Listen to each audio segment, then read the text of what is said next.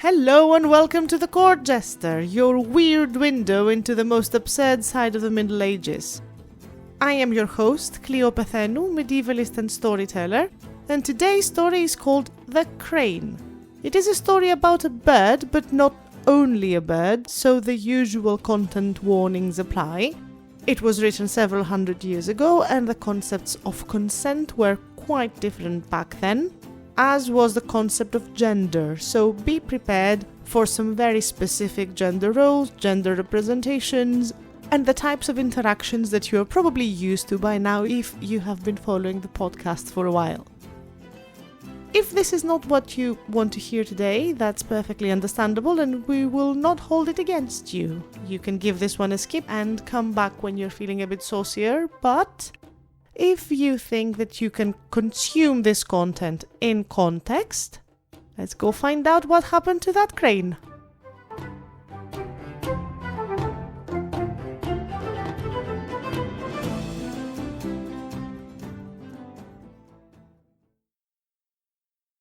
Our story begins, as usual, with a rich man who had a very pretty daughter. Now, this rich man was not very smart, but he was smart enough to know that his daughter is probably his most precious belonging. So he not only took care of her, but he forbade her from seeing anyone unless it was absolutely necessary.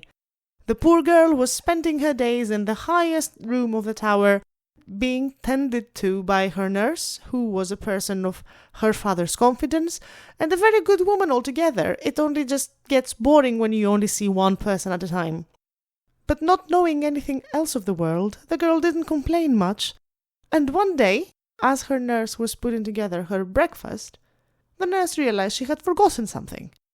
And cursing herself for her bad memory, she stopped whatever she was doing and ran back to the cellar to get what was missing. And in so doing, she forgot the tower door open. It was a bright, warm spring day, and the girl was at the top of the tower, as she usually was, looking at the world go by from the top window. And she saw a young man coming out of the forest and passing by the castle, carrying in his hand a bird, a crane.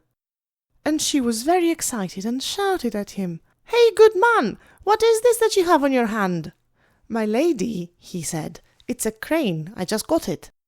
"It's a very nice bird," she told him. "If only I had some money and I would buy it of you." "I'm sure you have something you can buy it for, my lady, because I did kill it to sell it," said the young man. "But tell you what, I will give it to you for a fuck." "A fuck?" said the lady. "Well, that's unfortunate because I do not have one." "Oh, I'm sure you have a fuck," said the young man. "I definitely, most certainly assure you, sir, I do not, and I wish I did, because if I had any fucks to give, I would genuinely give them to you, 1, 2, as many as you wish, just to get that crane. I'm not looking to be cheap about this, I just don't have any. And if you don't believe me, the door is open, come upstairs and see for yourself. I'll let you look around my room. If you find any fucks, they're yours." The young man didn't have to be told twice. Very quickly, dragging the crane, he climbed up to the room, closed the door behind him, and looked at her as she told him again, "There are no fucks here. Go, search, have a look. Please be my guest. Open the cupboards, look under the bed, look under the mattress. There are no fucks." He did look. He didn't find anything under the bed, under the mattress, not in the cupboard either. And then he looked at her and said, "Well, my lady, maybe you have something under your skirt." Now remember, this girl knows nothing of the world. "You think?" she said. "Well, don't just sit there, go look." Again, he didn't have to be told twice. He put her on the bed, spread her legs, and there he found a fuck.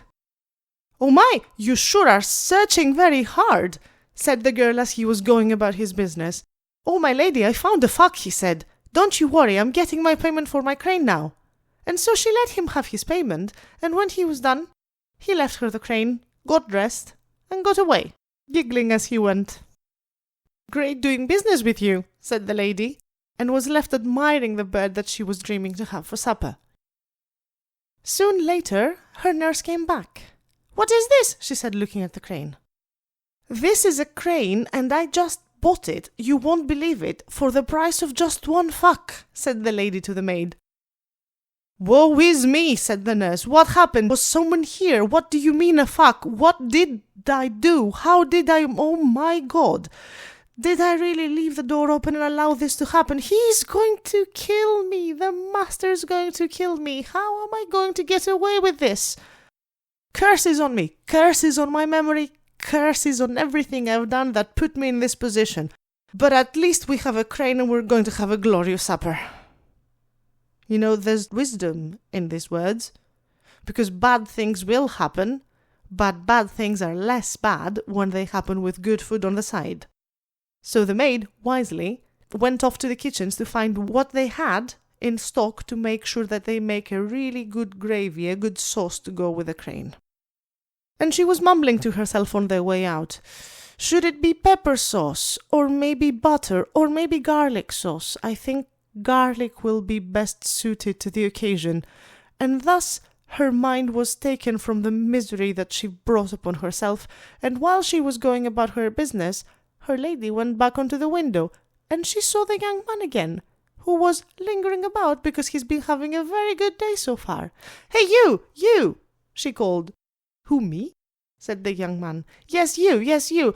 Listen, I'm going to need you to do something for me. What do you need, my lady? Said the young man.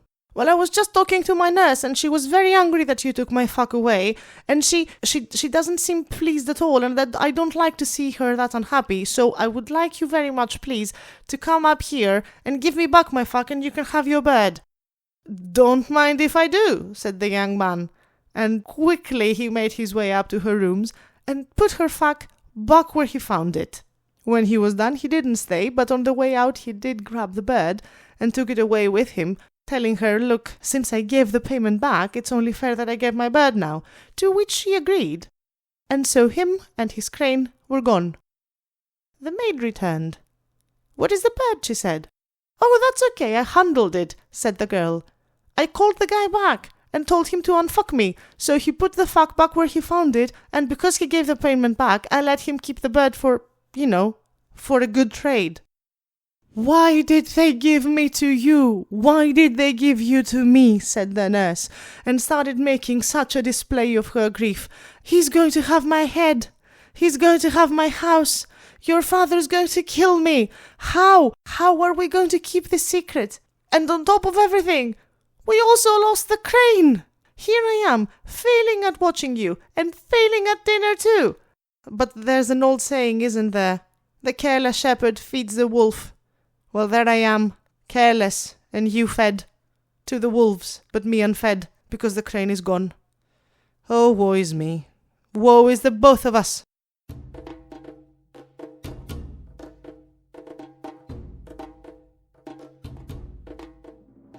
And that, dear listeners, was the story of the crane, a quite typical fabliau, much like others that we're used to. If you liked what you heard, consider subscribing to The Court Jester in all good places that host podcasts, including the one that you're listening to it now. And rate us and spread the word. Tell everyone you know. For those of you curious about my sources, the translation that I'm using is in the show notes. And I've also put links to The Court Jester's social media where you can come and talk with me about this story or any other story of the podcast or any other topic medieval of your interest. And lastly, before I leave you, I want to remind you that The Court Jester is the labor of love of a medievalist and storyteller, myself.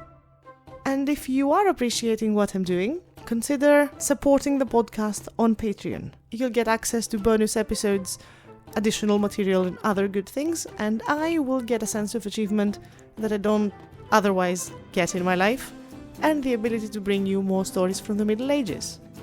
On that note, let me take a moment to thank our newest patrons, Indy and Jan Machalek. I hope I did pronounce that right. Thank you both. You did give me a tremendous sense of achievement. I'm glad you're enjoying what I'm doing. And to the rest of you, thank you for listening. Until next time.